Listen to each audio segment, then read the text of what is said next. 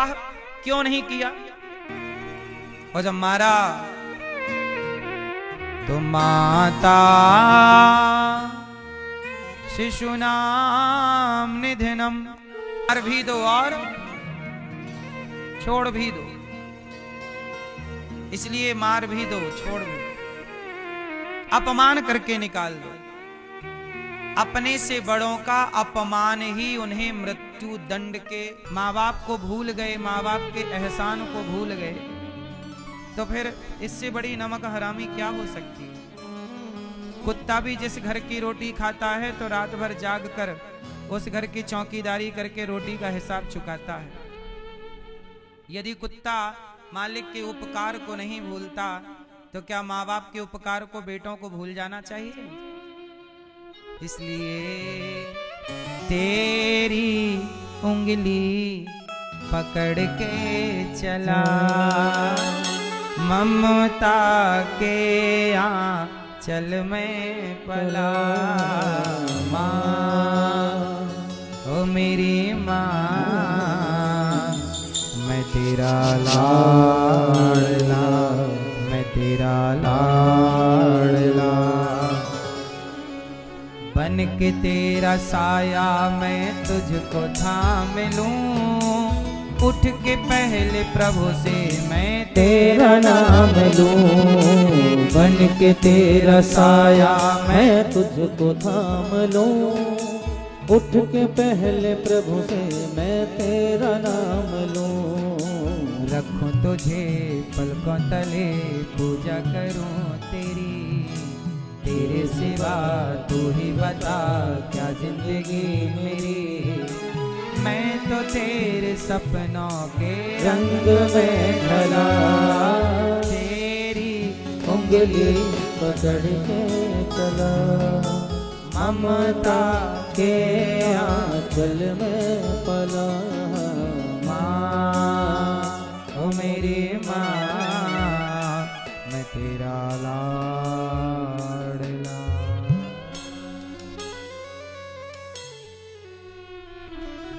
माँ माही मंदिर,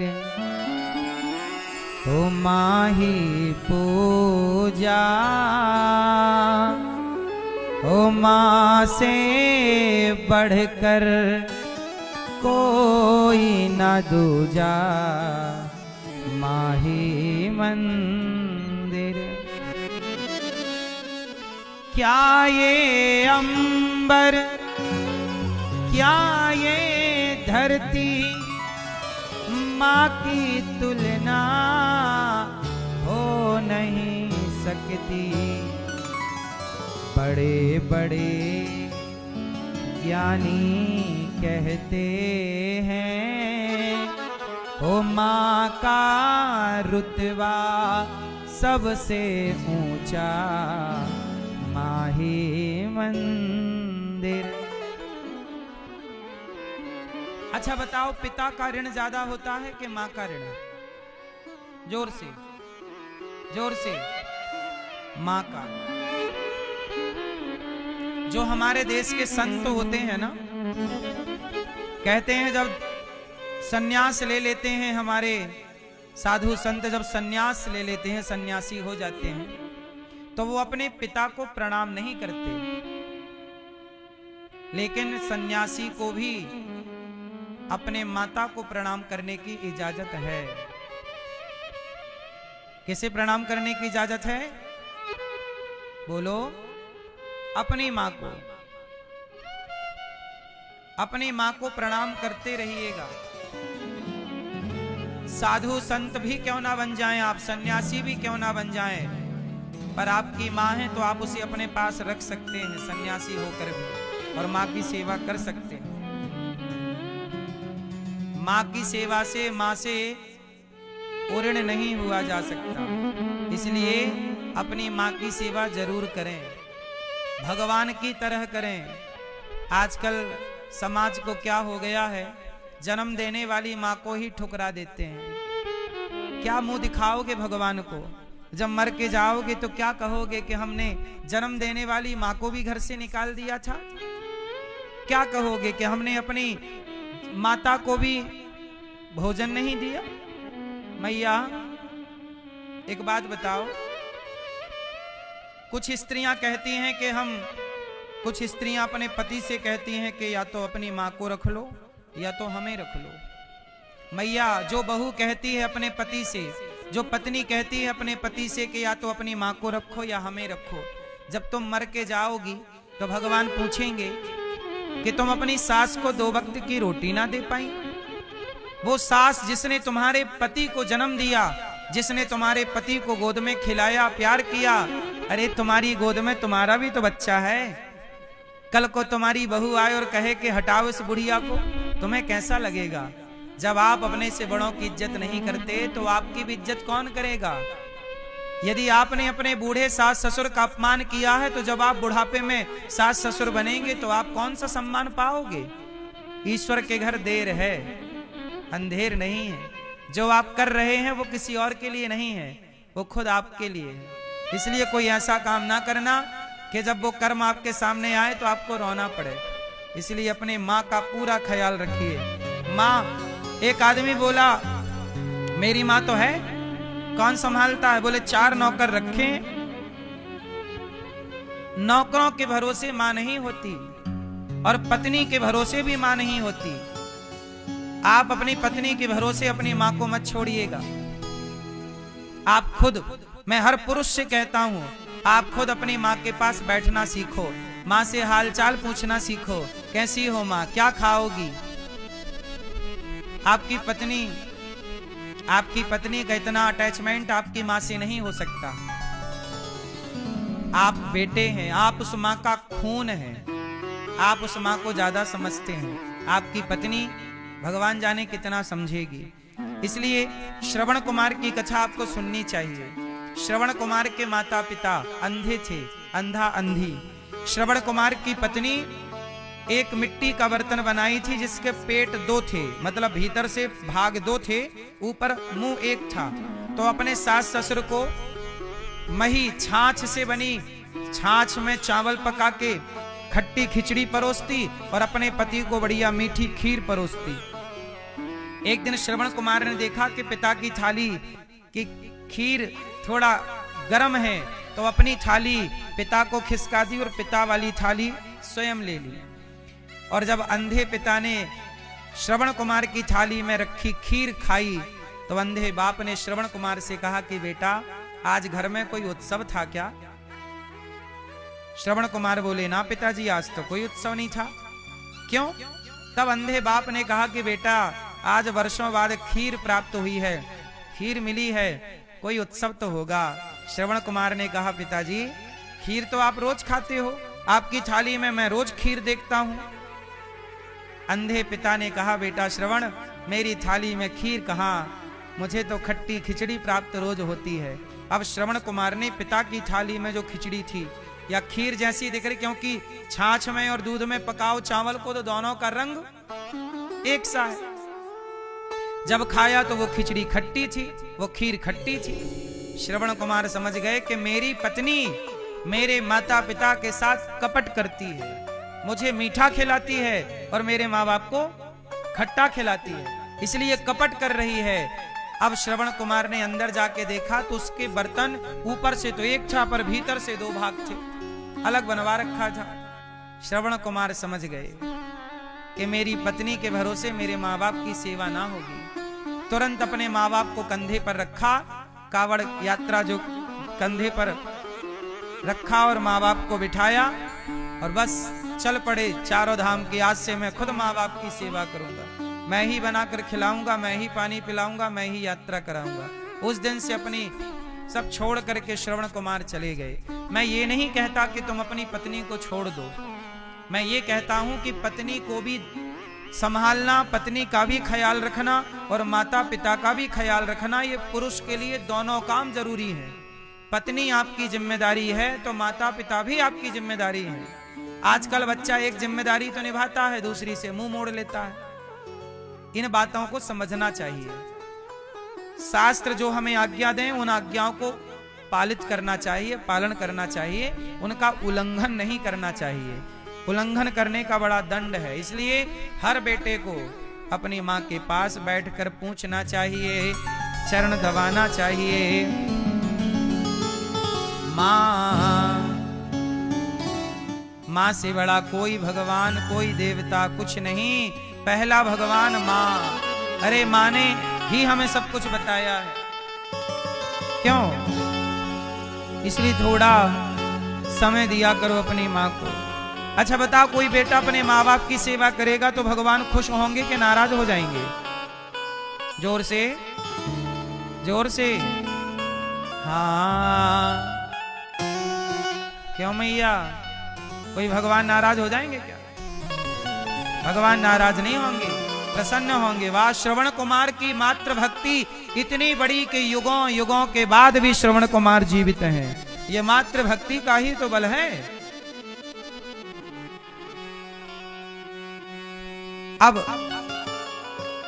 अश्वत्थामा के सिर की मणि निकाल ली, नगर से निकाल दिया। अश्वत्थामा ने उत्तरा के गर्भ को नष्ट करने के लिए ब्रह्मास्त्र चलाया, मैं पांडवों का वंश मिटा दूंगा। उत्तरा दौड़ी दौड़ी शरण में आई, पाहि पाहि महायोगिन देव देव जगत्पते, नान्यं त्वद्भयं पश्ये यत्र मृत्युः परस्परम्। पाहि पाहि महायोगिन देव देव जगत्पते। उत्तरा ने कहा, हे देवाधिदेव जगदीश्वर, आप महायोगी हैं, आप मेरी रक्षा कीजिए। आपके अतिरिक्त इस लोक में मुझे अभय देने वाला और कौन है? मेरे प्राणों की, जिस बच्चे ने अभी जन्म नहीं लिया उस पुत्र के लिए अश्वत्थामा ने ब्रह्मास्त्र चला दिया। हे प्रभु मेरी रक्षा कीजिए। ये उत्तरा कौन है? ये उत्तरा अभिमन्यु की पत्नी है, विधवा है। अभिमन्यु महाभारत में मारे जा चुके हैं, गर्भवती है बेचारी। उसके गर्भ को नष्ट करने के लिए अश्वत्थामा ने ब्रह्मास्त्र चला दिया। दौड़ी दौड़ी उत्तरा भगवान की शरण में आई। अच्छा ये बताओ, उत्तरा के गर्भ को जब संकट आया तो उत्तरा किसकी शरण में गई? जोर से, जोर से। मेरी मां भगवान की शरण में। आपको कोई कष्ट आए तो आप किसकी शरण में जाते हो? किसी की शरण में जाने की जरूरत नहीं है। भगवान के अतिरिक्त हमारा रक्षक, तुम रक्षक काहू को डरना। भगवान ही हमारे असली रक्षक हैं। उत्तरा बिना देर लगाए गई और उत्तरा ने कहा, पाहि पाहि महायोगिन। हे महायोगी, योगियों के भी योगी कौन? भगवान कृष्ण। भगवान ने कहा, देवी चिंता ना करो। भगवान ने उत्तरा के गर्भ में प्रवेश करके, देखो भगवान गर्भ में नहीं जाते, भगवान प्रकट होते हैं, भय प्रकट कृपाला। पर उत्तरा के गर्भ में भक्त की रक्षा करने के लिए भगवान चले गए। भगवान कहते हैं कि भक्त के लिए नरक भी जाना पड़े तो मैं नरक भी चला जाऊं। पेट में, मां के उदर में, गर्भाशय में मलमूत्र ही तो है। भगवान गए और उत्तरा के गर्भ में जाकर उत्तरा के गर्भ की भगवान ने रक्षा की, प्रेम से रक्षा की। भगवान अपने सुदर्शनास्त्र से भगवान ने ब्रह्मास्त्र को खंडित कर दिया। उत्तरा प्रणाम करके चली गई। अब भगवान द्वारिका जाने की तैयारी करने लगे। पांचों पांडव धर्मराज राजा बन गए, कौरवों की मृत्यु हुई। अब भगवान कृष्ण जा रहे हैं। पांडव जीत गए ना, इन्हें जिताने आए थे, राजा बन गए, गद्दी मिल गई। अब भगवान द्वारिका की यात्रा कर रहे हैं। तब कुंती बुआ आ गई दौड़ी दौड़ी। कृष्णाय वासुदेवाय देवकी नंदनाय च नंद गोप कुमाराय गोविंदाय नमो नमः।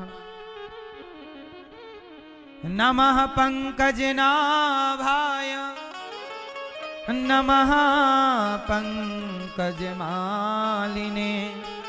नमः पंकजनेत्राय नमस्ते पंकजांघ्रये। चरणों में गिर पड़ी माता कुंती। भगवान ने उठाया, बुआ क्या कर रही हो? मैं तो आपका बेटा हूं, आप क्या प्रणाम कर रही हो? कुंती बुआ ने कहा कि श्याम सुंदर, आप छलते रहे, हमें कहते रहे कि मैं तो बुआ तुम्हारा बेटा हूं, बेटा हूं। पर कुंती बुआ ने हाथ जोड़कर कहा, हे श्याम सुंदर, आप कोई बेटे बेटे नहीं हो, आप तो जगत के पालनहार हो। कृष्णाय वासुदेवाय देवकी नंदनाय च, देवकी के पुत्र आप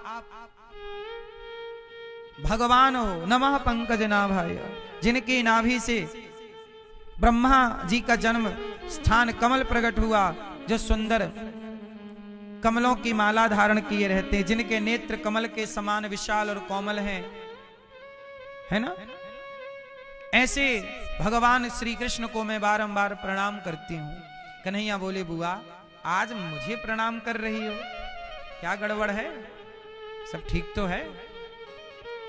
कुंती बुआ बोली, कन्हैया मैं तुम्हें अपना भतीजा समझती रही, पर तुम हो भगवान, मुझे समझ आ गया। क्यों? ऐसा कैसे लगा आपको कि मैं भगवान हूं? अच्छा बताओ, कृष्ण भगवान है कि मनुष्य हैं? क्या प्रमाण है इस बात का कि कृष्ण भगवान है? ए भैया आप प्रमाण दो, कृष्ण भगवान है, इसके प्रमाण क्या है? आप दो। कैसे कहोगे, कैसे सिद्ध करोगे कि कृष्ण भगवान है? करो सिद्ध, बैठे बैठे बताओ। हैं? अपने कौन सी वो लीला है? क्या उनकी ऐसी बात विचित्र है जो ऐसा कह सकते हैं कि ये मनुष्य की नहीं है तो भगवान की घटना है? क्या? हाँ, एक उंगली से पहाड़ उठाना ये मनुष्यों के बस का? इससे सिद्ध हो गया कि ये काम ये भगवान का काम है, ये किसी मनुष्य का काम? जोर से मैया बोलो मेरी माँ, ये किसका काम है? दूसरा, इतने से मुख में पूरा ब्रह्मांड दिखाना, ये किसका काम है? ये किसी मनुष्य का काम? इसलिए मेरी माँ, कुछ लीलाएं भगवान की ऐसी हैं, अग्नि का पान कर लेना। आगे सुनाएंगे आपको कि ग्वाल वालों की रक्षा के लिए भगवान अग्नि का पान कर गए। कुंती बुआ बोली, श्याम सुंदर, हमारी बहू द्रौपदी की लाज आपने बचाई, लाक्षागृह से आपने हम सबको बचाया, आप ना होते तो हम कब के मर जाते। हे प्रभु, आप हमारे रक्षक हैं, आज हमें डर लग रहा है। भगवान ने कहा, बुआ किस बात का डर है? कुंती बुआ बोली कि मेरा बेटा राजा बन गया है, इस बात का डर है। राजा बन गया तो डरने की क्या बात, ये तो मौज की बात है। नहीं, कुंती बुआ बोली कि मेरा बेटा धर्मराज युधिष्ठिर राजा बन गया है, अब मैं राजमाता बन गई हूँ, कहीं मुझे अभिमान ना आ जाए। अब मुझे डर लग रहा है कि अब तो कोई संकट है नहीं, अब तो कोई मुसीबत है नहीं, तो आपका दर्शन कैसे होगा? जब तक संकट थे तो ये भरोसा था कि हर संकट से बचाने कन्हैया जरूर आएगा, पर तो अब संकट ही खत्म हो गए। अब संकट खत्म हो गए तो आपका आना जाना बंद हो गया। हे प्रभु, ऐसा सुख हमें क्यों दे रहे हो जिससे आपका दर्शन समाप्त हो जाए? ऐसा दुख दिए रहो प्रभु जिससे आपका दर्शन होता रहे। कुंती बुआ ने कहा, विपदा संतु नः शश्वत तत्र तत्र जगद्गुरो भवतो दर्शनम यत्स्यात् अपुनर्भव दर्शनम। कुंती बुआ ने कहा, विपदा, हे श्याम सुंदर, यदि आप हमें कुछ देना चाहते हैं तो विपत्ति दीजिए। क्या दीजिए? जोर से, क्या देना है? अच्छा ये बताओ, भगवान अपने भक्त को विपत्ति अर्थात दुख देते हैं कि नहीं? जोर से, भगवान अपने भक्त को दुख देते हैं या नहीं? बोलो हाँ। कि ना नहीं। तो ये बताओ फिर दुख कौन देता है? कौन कौन देता? राम न मारे काहू को, पापी नहीं आराम।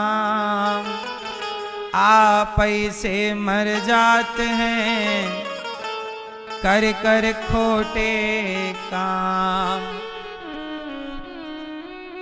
राम न मारे काहू को, राम किसी को नहीं मारते, पापी नहीं राम। राम किसी को नहीं मारते।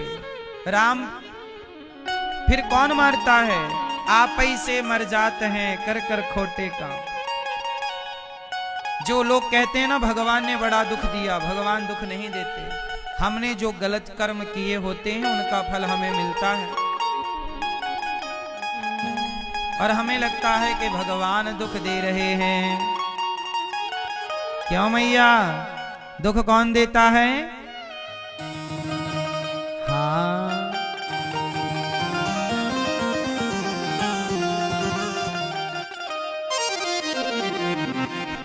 कर्म है बुरे बुरे और तुम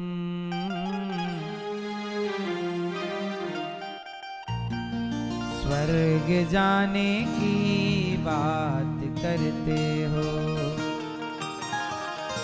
कर्म कैसे हैं लोगों के? जोर से। कर्म है बुरे बुरे और तुम स्वर्ग जाने की बात करते हो। कर्म व्यक्ति के कैसे हैं? बुरे बुरे हैं, और कर्म बुरे बुरे करता है, और जाना कहाँ चाहता है? स्वर्ग जाना चाहता है। कर्म है बुरे बुरे और तुम स्वर्ग जाने की बात करते हो। कर्म है बुरे बुरे और तुम स्वर्ग जाने की बात करते हो। बोए पेड़ बबूल के और तुम आम खाने की बात करते हो। बोए पेड़ बबूल के और तुम आम खाने की बात करते हो। जरा सुनिएगा मेरे संग। बोए पेड़ बबूल के और तुम आम खाने की बात करते हो। और नारद जी कैसे करें बेचारे, उनके पास तो कुछ बजट नहीं है, कुछ है नहीं। तो नारद जी भगवान विष्णु के पास गए, बोले प्रभु हम थोड़ा बूढ़े से हो गए हैं, आप बहुत सुंदर हैं, आप अपना वाला रूप हमें दे दो तो हमारा ब्याह हो जाए, फिर ब्याह के बाद आपका रूप लौटा देंगे। जैसे आजकल लोग शादी ब्याह करते हैं ना, तो पड़ोसियों के सोफे ओफे ले आते हैं ताकि लड़की वालों को दिखा सके कि देखो हमारे घर में पहले से सब कुछ है। पड़ोसियों की गाड़ी वाड़ी अपने घर पे खड़ी कर लेते हैं कि ताकि इम्प्रेस कर सके सामने वाले को। ये होता था पहले, अब होता है कि नहीं राम जाने। क्यों मैया ये बात सही है कि नहीं? तो नारद जी बोले प्रभु आप बस अपना वाला रूप दे दो, आप बहुत सुंदर है ना, आप हमें अपना रूप दे देंगे तो हमारा ब्याह हो जाएगा। और ब्याह हो गया उसके बाद बता देंगे घरवाली को कि हम जवान नहीं थोड़ा बुढ़े से हैं, तो फिर थोड़ी भाग के जाएगी। वो तो आज के लोग कहने लगे मैं क्या करूं राम, मुझे बुढ़ा मिल गया, पहले के तो जैसे थे सब ठीक ही था। तो नारद जी बोले कि प्रभु आपन रूप देहु प्रभु मोही, आप अपना रूप हमें दे दो। तो कहा ठीक है हम अपना रूप भगवान दे देते। भगवान ने अपना बंदर वाला रूप दे दिया। भगवान के तो अनेक रूप हैं, तो भगवान का एक रूप बंदर का भी है, तो भगवान ने बंदर का रूप दे दिया। और नारद जी क्या बन गए? जोर से बंदर बन गए और विश्वमोहिनी से विवाह किया। विवाह करने गए, माला लेके विश्वमोहिनी खड़ी तो नारद जी आगे चले गए।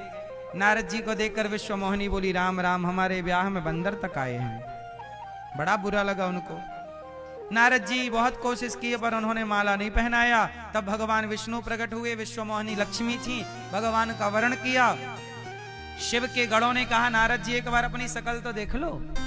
तो उन्होंने देखा कि भाई हमारी जो शक्ल में बंदर है, मतलब हम बंदर बने हुए, भगवान ने हमें बंदर बनाया। नारद जी को बड़ा गुस्सा आया, गए भगवान विष्णु के पास। भगवान रास्ते में मिल गए।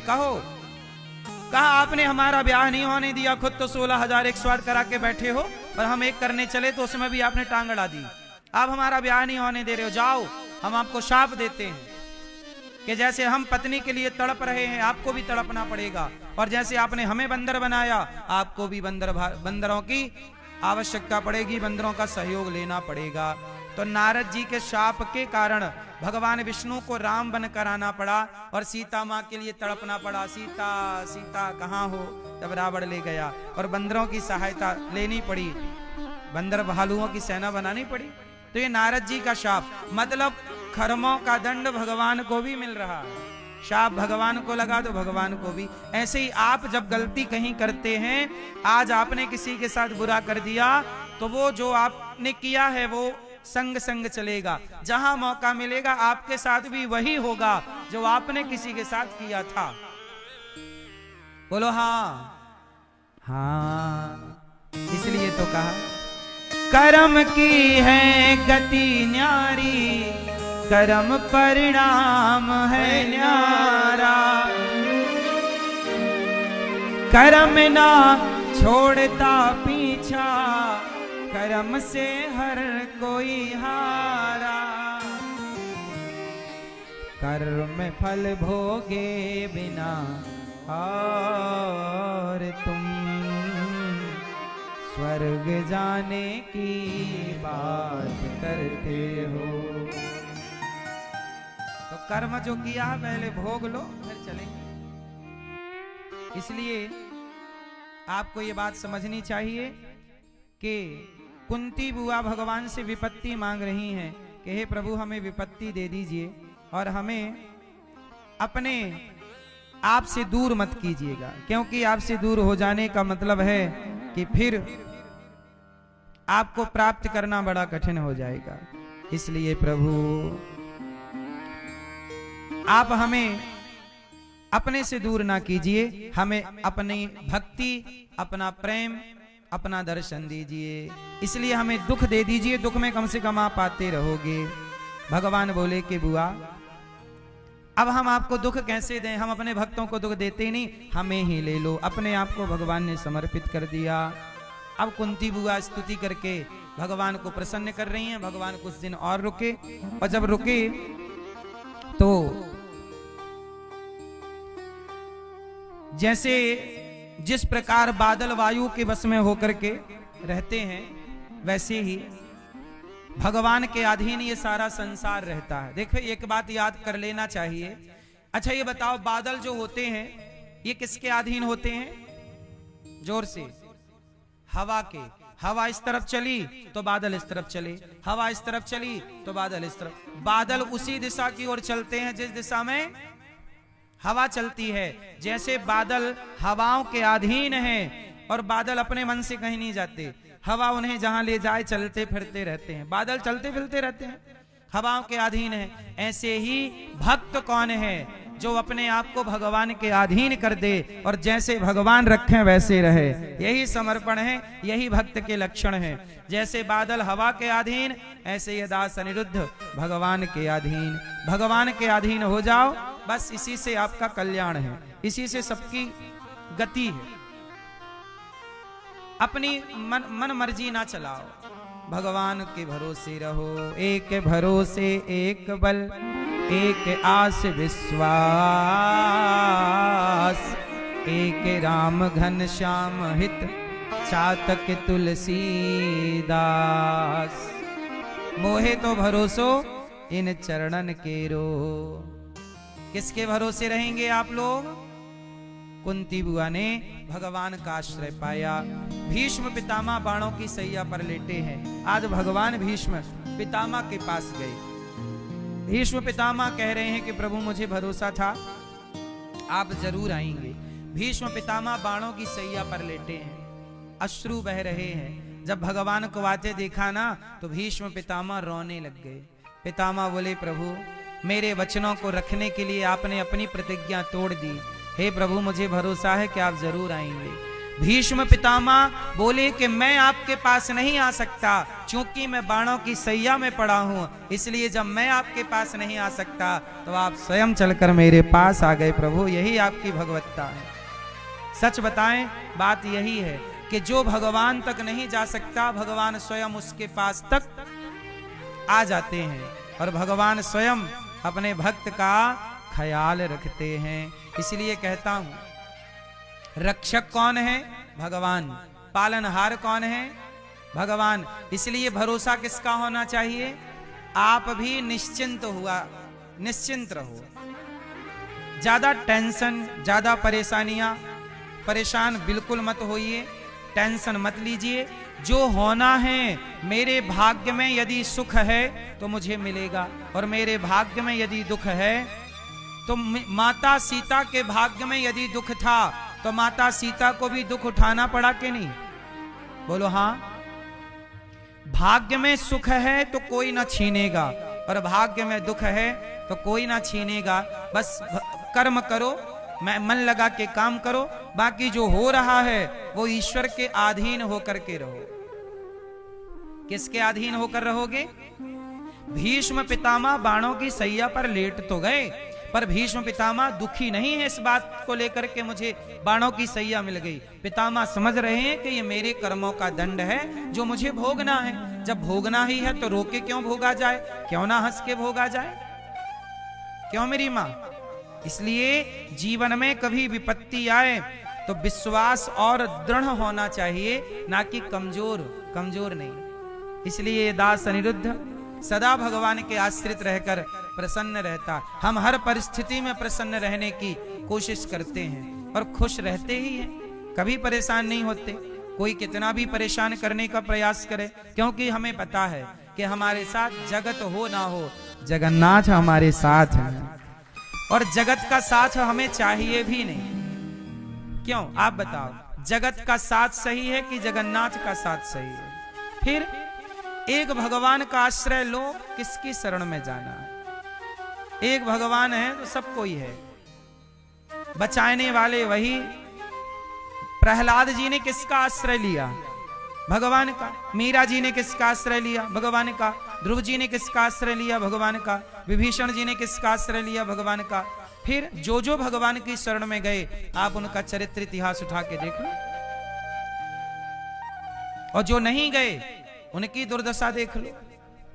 इसलिए शरणागत कहूं जे तजहि हित अनहित अनुमान, ते नर पावर पापमय तिनहि बिलोकत हानि। भगवान कहते हैं मेरी शरण में आओ तो सही। कोटि विप्रबध लागे जाऊ, आए शरण तजिए नहीं ताहू। कितना भी बड़ा पापी हो, पापी से पापी को भी पुण्यात्मा भगवान बना देते हैं। और ये दास अनिरुद्ध पर तो भगवान ने विशेष कृपा की है। भगवान ने वृंदावन धाम में गौरी गोपाल में अपने चरणों में रखा है। ये वृंदावन धाम क्या बिना कृपा के प्राप्त हो सकता है? ये कृपा नहीं तो क्या है? हाँ, मुझे वृंदावन बसाया, ये कृपा नहीं तो क्या है? तुम्हें वृंदावन बुलाया, ये कृपा नहीं तो क्या है? वृंदावन बुला लिया, संतों के चरणों में बिठा दिया, ये कृपा नहीं तो क्या है? संतों की शरणागति मिल गई, भगवान की सेवा। आज गौरी गोपाल आश्रम में संतों की सेवा, वृद्ध माओं की सेवा। कोई भी भक्त आता है सबको भरपेट भोजन गौरी गोपाल में 25 से 30 हजार लोग भोजन प्रसाद प्राप्त करते हैं। पूज्य स्वामी जी जो यहाँ के पूज्य स्वामी जी हैं, मुझे इनके चरणों की सेवा भी मिली। एक बार आपके चरण भी गौरी गोपाल में पहुंचे और आपके भी दर्शन हमें गौरी गोपाल में हुए। पूज्य स्वामी जी गौरी